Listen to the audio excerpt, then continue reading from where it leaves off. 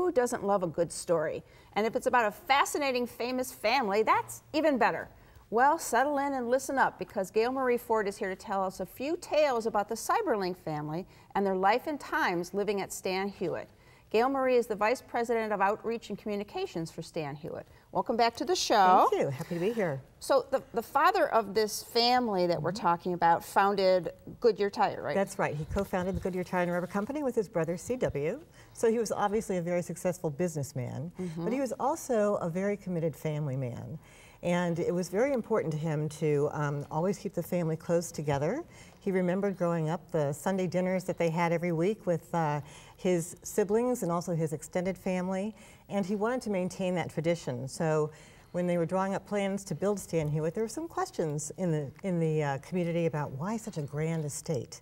But we have a picture up there. It is a grand estate. Yes, thank you. It is, and it's stunning. But the whole purpose of Stan Hwyet was to keep the family together. It was very important to continue that tradition and to make room for everyone. So when he and Gertrude really believed that love and support were the bond that held them all together. So the home is a very elegant home, but when you go in, that's not the feeling that you get. It truly was a family home, and it was intended to be the home for raising young Franklin, who was the youngest of the 6 children, to actually grow up in the house, but also for the extended family and friends. So they celebrated, they spoiled grandchildren there, they celebrated weddings and other celebrations.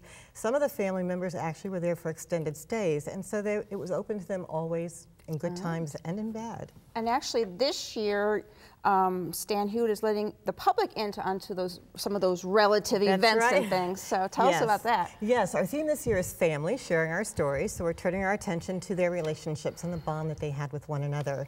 And we're doing that in a number of great ways, some captivating ways. So the exhibit in the Manor House is titled Our Family. And so we've gone deep into the archives and we've uncovered photos and letters and lots of memorabilia that the guests will be able to see. We also are introducing Walk the Hall guides this year. So for the first time, a guest taking a tour will be able to follow along with the perspective of one of 8 different family members and kind of understand their perspective on the house and how they used various rooms and what gave them, you know, what made it exciting for them to be a part of that family and to be at Stan Hwyet. And we certainly don't want to forget the outdoor part. Thank you. The gardens are wonderful. We love our gardens, and we are expanding an exhibit that we started last year called Picturing the Past.